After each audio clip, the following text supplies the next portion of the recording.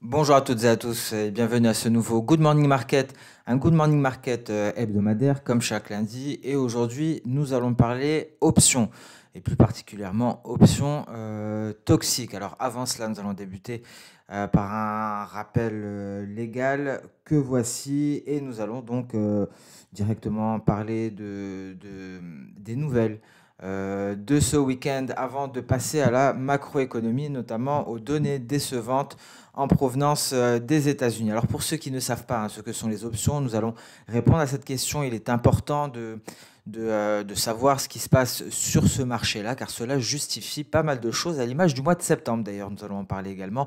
Nous en avions parlé auparavant avec la SoftBank, mais nous allons développer. Alors, il faut savoir que les actions en Asie ont augmenté au cours de la session d'aujourd'hui. Le Nikkei a gagné 0,3%, le S&P ASX 200 a gagné 0,26%.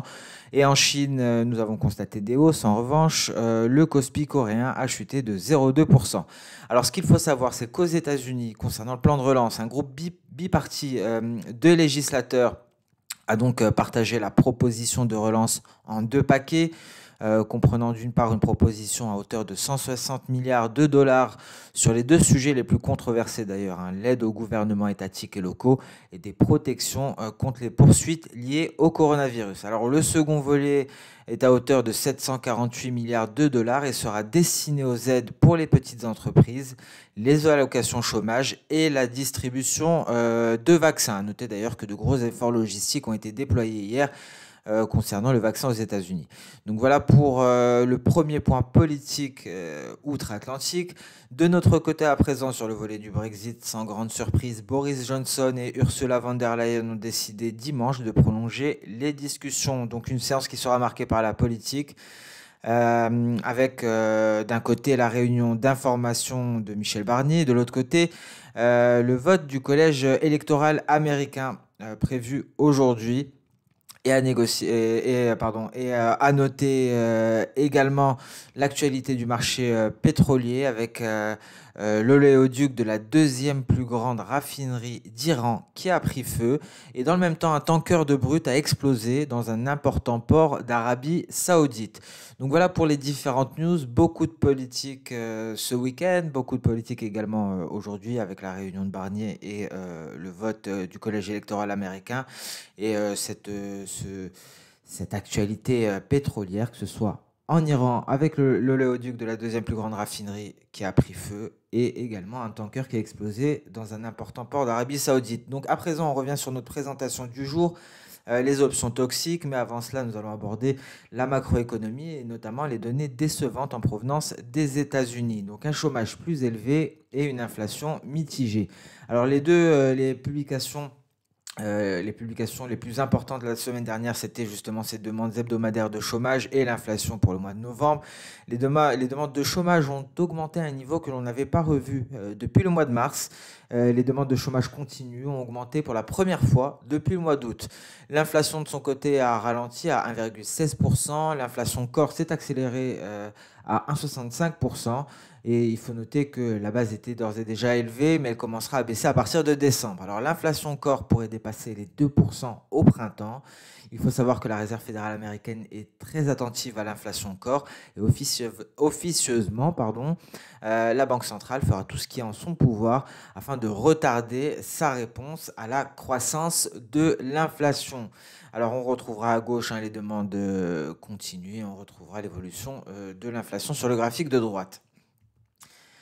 Après avoir parlé macroéconomie, nous allons parler Forex, notamment nous allons aborder la Banque centrale européenne. Pas de surprise de ce côté-là, un recalibrage qui a été effectué, mais une BCE à court de munitions. Alors une BCE qui augmente l'échelle et l'étendue de son programme d'achat d'actifs, donc qui se donne également beaucoup de mal, mais les marchés sont insatisfaits. On atteste la réaction de l'euro-dollar après la conférence de presse de Christine Lagarde, un euro-dollar qui est parti à la hausse. Alors l'impact réel de la politique de la BCE s'est estompé, une BCE à court de munitions et le nouvel assouplissement vise à soutenir les gouvernements qui sont aux prises avec une dette colossale. Mais cela a un prix qui est également colossal et qui est malheureux. Donc le transfert des richesses de la classe moyenne vers les plus riches et la réduction du potentiel économique à long terme. Alors, la BCE pourrait, ce qui est très peu probable, envisager de nouvelles réductions des taux d'intérêt, car c'est peu probable, hein, ce sera encore plus néfaste pour l'économie. Donc, pour détailler, augmentation de la limite d'achat d'actifs de 500 milliards d'euros, extension du programme jusqu'en mars 2022 au minimum, réinvestissement jusqu'en mars 2023 au plus tard, période prolongée d'assouplissement de la politique de collatéral, prolongation du programme TLTRO, nouveau programme PELTRO, fournissant un soutien efficace à la liquidité. Donc voilà pour ce que nous a transmis la Banque centrale européenne. Nous allons nous intéresser au calendrier économique weekly, calendrier économique hebdomadaire, et cette semaine sera marquée par la Réserve fédérale américaine. Alors une réunion compliquée pour la Réserve fédérale américaine. Alors normalement sa politique semble assez simpliste, un quantitative easing infini. Mais la Fed pourrait vouloir signaler qu'en raison des vaccins et du déploiement actuel des vaccins contre le Covid-19, la situation s'améliore. Et il faut noter que la Banque centrale ne veut pas que les rendements augmentent. Alors, en d'autres termes, la Réserve fédérale américaine mène à bien une tâche compliquée, et elle se doit de préciser que la situation s'est améliorée, mais elle n'est pas meilleure qu'auparavant. Alors, on pourrait espérer un peu plus d'optimisme dans les projections macroéconomiques, mais le dot plot et Jérôme Powell devraient nous assurer que malgré l'amélioration des perspectives, la Banque centrale ne peut pas se permettre de resserrer sa politique. Donc à noter qu'il est très peu probable que l'on augmente l'ampleur du quantitative easing. La Réserve fédérale américaine achète des actifs d'une valeur à hauteur de 120 milliards de dollars par mois. C'est un montant qui est colossal. Et donc la Fed pourrait discuter d'un éventuel changement de la structure de son bilan avec plus d'obligations à long terme. Mais une telle décision reste également improbable. À noter également la date de cette décision, c'est le mercredi comme d'habitude à partir de 20h, et on écoutera avec attention également la conférence de presse de Jérôme Powell qui comme d'habitude débutera à 20h30. Donc voilà pour la Réserve fédérale américaine. On fait un point sur les matières premières, notamment le copper, donc le métal rouge. Il y a un engouement, il y a des fondamentaux extrêmement favorables. Nous avons publié un article sur le sujet vendredi après-midi. Il y a plusieurs facteurs de hausse pour le copper. Pour le métal rouge, il y a des facteurs de court terme. Il y a également des facteurs de long terme, notamment le boom des véhicules électriques. Alors, des cours élevés du cuivre, donc forte demande et offre limitée, mais également des stocks faibles. Les stocks de la bourse des métaux de Shanghai ont atteint leur niveau le plus bas depuis près de 5 ans. Alors, les stocks de mondiaux ont également atteint des plus bas pluriannuels. Nous avons également une offre extrêmement faible de cuivre recyclé, et en parallèle, la demande chinoise reste élevée. C'est quelque peu replié, mais elle reste extrêmement élevée, avec une demande du premier au troisième trimestre supérieure à la demande totale de 2019. À noter également que nous avons un ratio, et ça c'est quelque chose que nous abordons assez souvent, ratio entre les cours du cuivre et de l'or, qui nous laisse penser, qui nous montre ici clairement un support aux alentours de 3. On peut le voir ici, ce support aux alentours de 3. On va prendre en considération ici cet axe jaune, et si le cours de l'or atteignait les 2000 $ l'once, mais également si l'économie se rétablit, le rapport des cours pourrait évoluer de manière similaire à la période 2008-2009. Donc le cuivre pourrait atteindre un nouveau record historique à hauteur de 12 000 $. Goldman Sachs estime que le cours du cuivre pourrait atteindre 9 500 $ la tonne dans les prochains mois, donc en 2021, et même surpasser, aller tester ces records historiques pour l'année 2022. Et donc c'est effectivement une projection qui semble tout à fait probable au vu des fondamentaux. Alors, nous allons enfin nous intéresser aux options, des options qui sont dites toxiques. Nous allons faire un petit point théorique. Alors, ce n'est pas le but de faire de la théorie. Pour ceux que ça intéresse, je pourrais vous proposer un bouquin qui est très complet sur le sujet. Un bouquin d'ailleurs qui traite qui traite des actifs dérivés. Alors c'est le Hull, donc John Hull, c'est l'auteur, Hull, H-U-2-L. Le titre c'est Options futures et autres actifs dérivés. Un bouquin qui est très très très complet. Il y a absolument tout dessus pour tout comprendre sur les marchés dérivés. Les options sont abordées, il me semble. C'est le chapitre 9 sur le fonctionnement des marchés des options. Les propriétés des options sur actions sont traitées sur le chapitre 10. Il y a également dans le chapitre 11 les stratégies d'échange impliquant des options. Il y a pas mal de stratégies.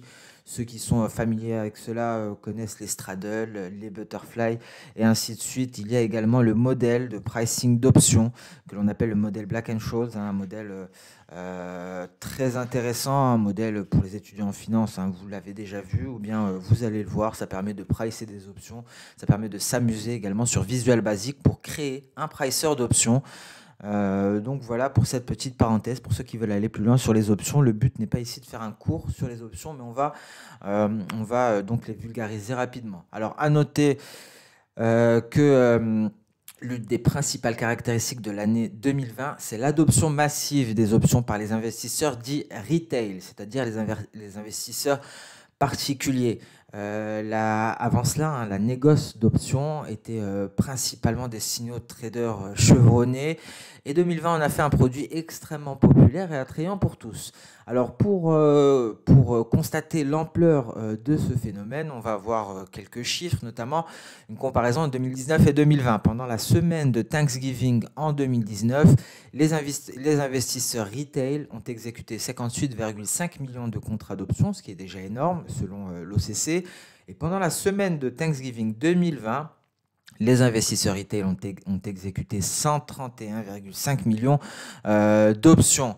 Donc ça représente une augmentation de près de 125% du volume d'options des clients. À noter également que depuis 2019, les calls, c'est-à-dire les options d'achat basées sur l'API de Trader Options, ont connu une augmentation de 400% et plus de 100 nouvelles plateformes de négociation d'options ont vu le jour. Donc un réel boom des options qui deviennent de plus en plus toxiques.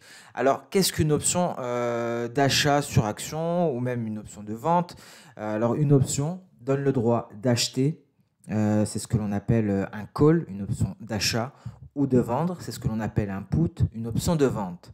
Un certain actif sous-jacent à une date déterminée, là dans ce cas-là nous faisons affaire à une option européenne, ou un jour de bourse avant son expiration. Et là c'est ce que l'on appelle une option américaine. Alors le détenteur de l'option paye un premium, paye une prime aux vendeurs pour cette option. Alors en théorie, les options servent à se protéger, à couvrir leur portefeuille, et ce sont donc des produits dérivés qui devraient être utilisés dans ce sens-là.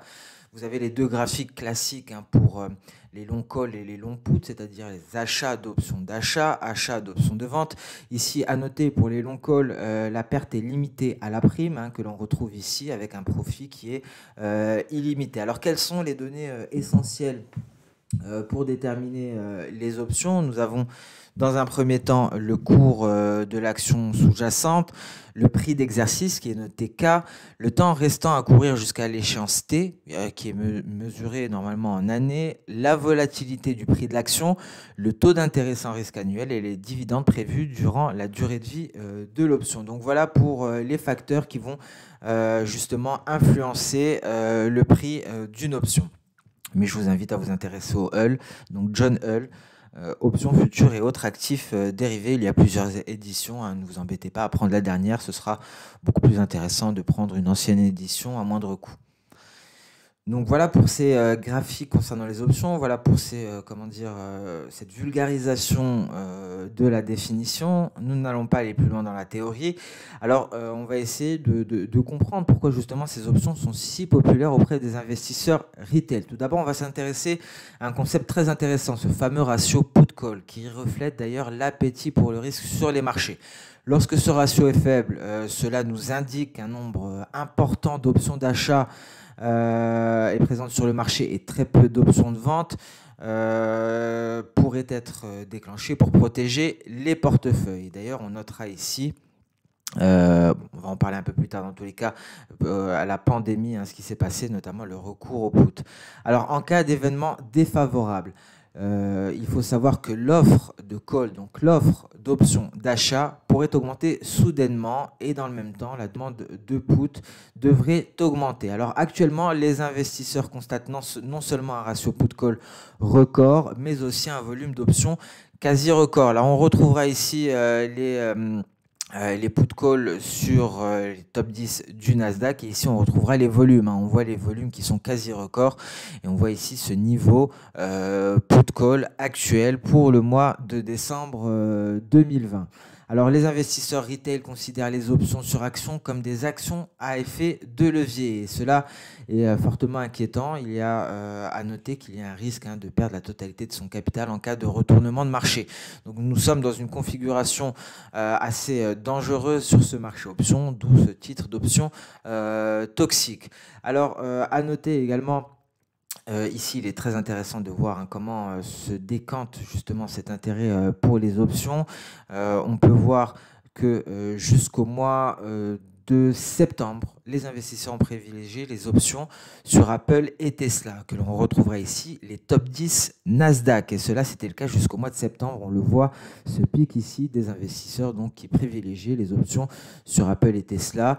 Et effectivement, la SoftBank a elle-même fait un gros pari à ce moment-là. On parlait même de la baleine du Nasdaq. N'hésitez pas à taper ça sur Google, hein, vous retrouverez des articles.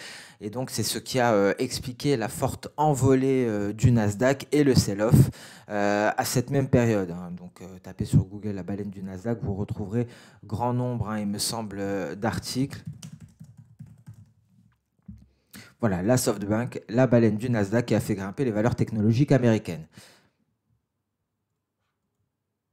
Et d'ailleurs, il me semble que c'est un article que j'ai moi-même rédigé. N'hésitez pas, oui voilà, donc c'est moi-même qui l'ai rédigé. N'hésitez pas à le consulter. Ça explique, hein, grosso modo ce qui s'est passé à cette même période.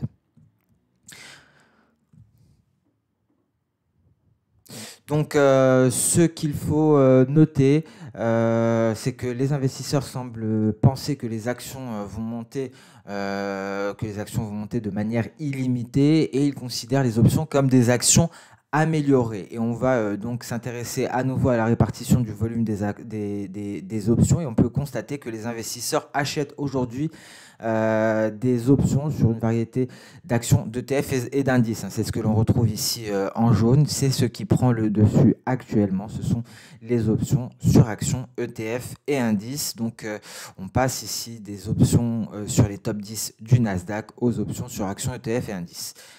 Donc, à présent, quel est le nouveau chouchou en termes d'options? C'est bien Carnival, c'est le nouveau chouchou des investisseurs. Le Carnival que l'on retrouve ici. Le voilà, donc Carnival. C'est une entreprise qui a connu des difficultés financières. Ça n'a pas empêché certains donc de spéculer. Donc c'est un parfait exemple, hein, du comportement actuel des retail. Les options de vente ont d'ailleurs été utilisées pour protéger les portefeuilles lors de la première vague, hein. C'est justement le but, hein, des options. On le voit ici lors de la première vague de coronavirus, cette utilisation des puts qui a permis la couverture de portefeuille. C'est le rôle premier, c'est l'utilisation première des options, mais très rapidement la spéculation a pris le dessus. On atteste également ici la hausse considérable des volumes. Carnival, c'est vraiment le meilleur exemple, hein, ça reflète ce comportement des retail depuis cet engouement pour le marché des options. Alors, mais il faut savoir que le marché a tout de même besoin d'un catalyseur, hein. Ça ne va pas créer un repli majeur. À noter qu'en septembre, l'optimisme du marché des options a coïncidé avec des marchés extrêmement surachetés, mais également des marchés surévalués. On en a déjà parlé avec notamment, hein, ce graphique du S&P 500 par rapport au PIB nominal. Alors actuellement, la situation sur le marché des options est similaire. Les marchés sont un petit peu moins surachetés, mais ils sont toujours à des niveaux extrêmes, alors que le S&P 500 est encore plus surévalué, hein, par rapport au PIB nominal, encore une fois. Mais il faut savoir qu'une bulle sur ce seul marché des options ne nécessite pas nécessairement... Alors, excusez-moi.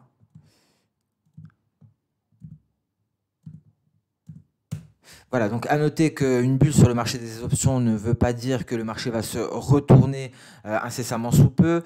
On a besoin d'un réel catalyseur et on notera d'ailleurs que les poursuites judiciaires à l'encontre des big tech ne semblent pas suffire pour le moment.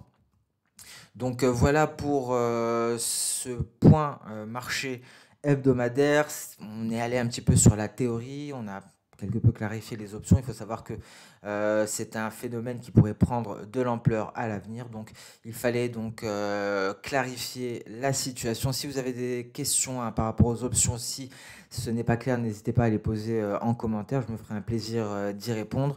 Je ne pouvais pas m'attarder plus là-dessus, plus sur la théorie et faire un cours théorique sur les options. Donc j'ai essayé de vulgariser un maximum pour vous présenter les éléments, les principaux éléments à avoir en tête. Et sinon, pour ceux qui connaissaient déjà et qui veulent aller plus loin, vous avez ce fameux livre, cet ouvrage de John Hull que tout étudiant en finance doit déjà avoir et que si vous êtes passionné, je vous invite à vous le procurer. Alors nous allons à présent passer sur la plateforme X-Station 5 pour un Good Morning Market un peu plus classique. Nous allons débuter par le marché action, nous allons débuter donc par le DAX. Le DAX qui retrouve des couleurs après avoir marqué un creux, après s'être rapproché en données journalières considérablement de sa Kijun. Qu'en est-il en données H1? En données H1, on est parvenu à se hisser au-dessus des 13 200 points, mais nous avons un nuage ici qui fait office de résistance. On repart justement sur cette zone de support. C'est le point que l'on attendait, c'est cette zone de support qui nous donne des signaux depuis peu. Et un passage en dessous renforcerait les perspectives baissières. À noter ici le nuage, donc un DAX qui devrait très certainement trancher avant la fin de séance. Soit il décide de réussir à se hisser au-dessus des 13 230 points pour repartir à la hausse, soit il se replie et donc effectivement un passage sous les 13 000 points confirmerait clairement les perspectives baissières. Et lors du sell-off de vendredi, c'est bien ce point qu'est allé chercher le DAX, ce sont les 13 000 points avant de rebondir pour parvenir à se hisser sur les 13 200 points. Donc si on repasse sous 13 200 points, ce serait pour aller chercher les 13 140 et ce serait peut-être même le dernier rempart avant le seuil, la barre des 13 000 points. Donc voilà pour le DAX, un DAX qui est quelque peu mitigé, avec une relative neutralité pour le moment, et c'est le support à surveiller, le support que l'on est en train de tester actuellement. Qu'en est-il pour le CAC 40? Un CAC 40 qui n'est pas parvenu à s'affranchir de son nuage, avec une SSB d'ailleurs qui nous fournissait un excellent point de vente à 5563 points, un CAC 40 qui se replie actuellement. Nous avons un beau support ici, ce palier Tenkan à 5526. Alors attention, en cas de franchissement de la Kijun, cela confirmerait la faiblesse du CAC 40 qui pourrait aller chercher les 5475 points.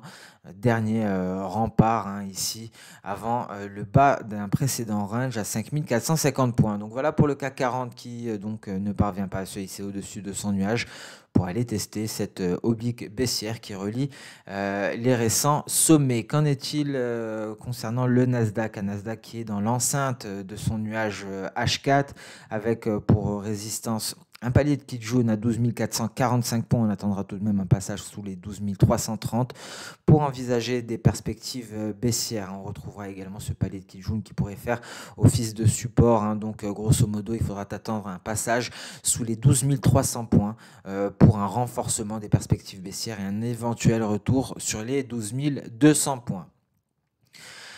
Le Dow Jones qui est revenu se hisser dans l'enceinte de sa figure chartiste, son biseau ascendant qui, je vous le rappelle, est à connotation baissière. On a eu plusieurs éléments qui sont venus sauver la peau du Dow Jones, notamment cette moyenne mobile ici que l'on retrouve en rouge. C'est une SMA, une moyenne mobile simple à 100 périodes. Il y a également le nuage qui a aidé et nous avons eu ce retour dans l'enceinte de la figure chartiste. Alors donc relativement neutre pour le moment. Il faut attendre une sortie d'un côté ou de l'autre. Alors un passage à nouveau sous la SMA 100 permettrait d'aller tester ce palier des SSB à 29 660 points. Dernier rempart avant les 29 400. En revanche, si on franchit la borne supérieure, ce serait pour aller marquer un nouveau record historique à 30 670 points.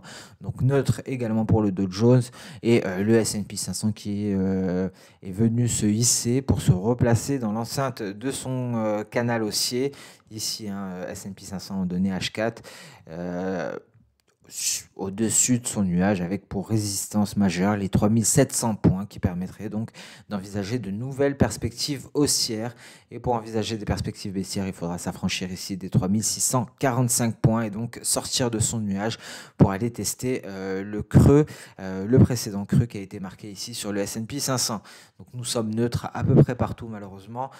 Qu'en est-il sur les matières premières? Sur les matières premières, nous avons une situation plutôt mitigée concernant le gold. Donc voici le gold en données journalières qui ne nous apprend pas grand-chose de nouveau à part le fait que nous soyons en dessous de cette zone de résistance à 1850, mais au-dessus on retrouvera pas mal d'éléments qui viendraient renforcer cette zone de résistance et empêcher une cassure de la borne supérieure de ce canal baissier.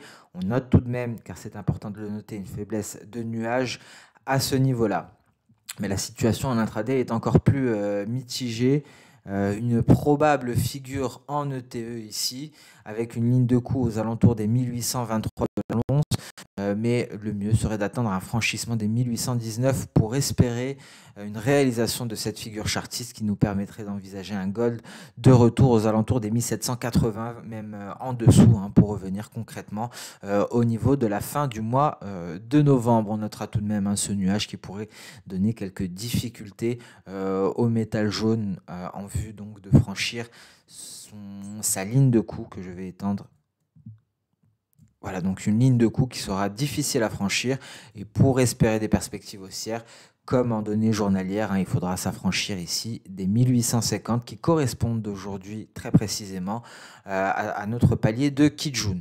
Qu'en est-il du gaz naturel? Le gaz naturel qui semble effectuer son pullback en direction de la ligne de coup des perspectives baissières qui ne sont pas du tout annulées. Au contraire, un très bon point de vente qui nous est donné actuellement et donc une hausse qui pourrait s'étendre jusqu'au 2.730. C'est une précédente projection de Soda, voire peut-être même jusqu'à la ligne de coup, 2.788.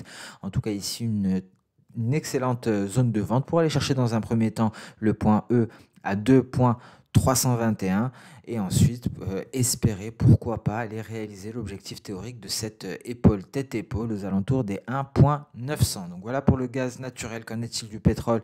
Un pétrole qui a réussi à progresser grâce à cette agitation du week-end à niveau donc un pétrole WTI qui est à 47 $, on peut s'attendre à un repli, un petit test des 46,30 $ pour reprendre son souffle, voire même un test de cette oblique haussière. Donc à très court terme, des perspectives baissières sont à envisager sur le pétrole WTI. Qu'en est-il du café? Voici le café en données mensuelles, le café en données journalières, un café qui repart à la hausse encore une fois. Et donc nous avons cette oblique baissière qui est un frein considérable à toute tentative haussière. En cas de baisse, le premier objectif est à 118,80 cents la livre. On notera ici ce graphique en données intraday. Nous avions une ligne de coup ici qui a servi de rebond, mais nous avons un nuage en données H4 qui fait office clairement de support. Alors peut-être que le café va temporiser dans l'attente de ce fameux twist, donc ce croisement de SSA et de SSB. C'est une faiblesse de nuage qui en favorise la traversée. Donc voilà pour les cours du café qui pourraient certainement temporiser. Le copper, étant donné que nous en avons parlé, le copper qui a réalisé d'un point de vue technique en journalier son objectif à 7868 $ la tonne avant de se replier en direction de son précédent creux. Et ici, on retrouvera ce graphique hebdomadaire du copper. À noter que nous avons une zone de résistance. Ici, on parle un peu plus long terme.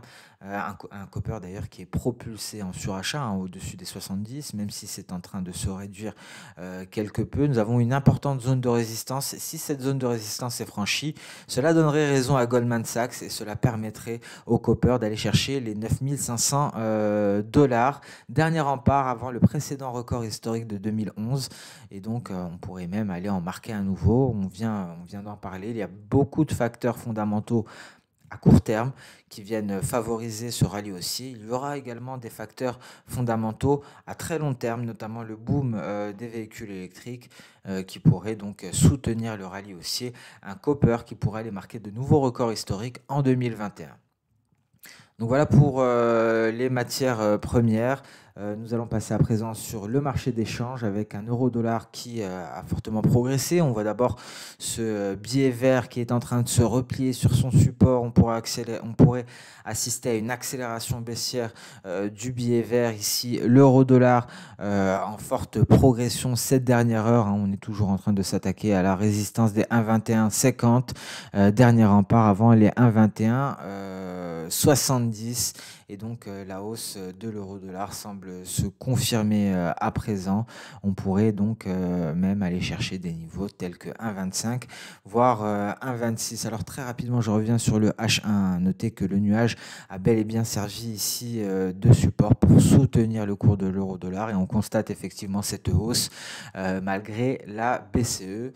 Et donc, en données journalières, cela ne nous apporte pas plus d'informations qu'en données intraday. À noter seulement que nous avons une Tenkan ici qui a servi de support, une Tenkan que nous sommes allés chercher. Et donc, les 1,21 770, le franchissement de ce niveau-là pourrait permettre à l'euro-dollar de s'élancer en direction, dans un premier temps, des 1,25.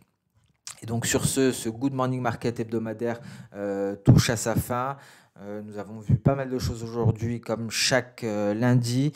Demain, ce sera un Good Morning Market classique. Et mercredi, on va s'intéresser, comme chaque mercredi, dans le détail aux matières premières. Alors, si vous avez des questions, étant donné que je suis conscient effectivement que c'était un peu plus théorique qu'habituellement, c'était cependant nécessaire. Les options font vraiment la une de l'actualité. N'hésitez pas à poser vos questions en commentaire. Je me ferai une joie d'y répondre. Alors, je vous souhaite une excellente séance de trading, une excellente journée. On se donne rendez-vous dès demain pour le prochain Good Morning Market. Au revoir.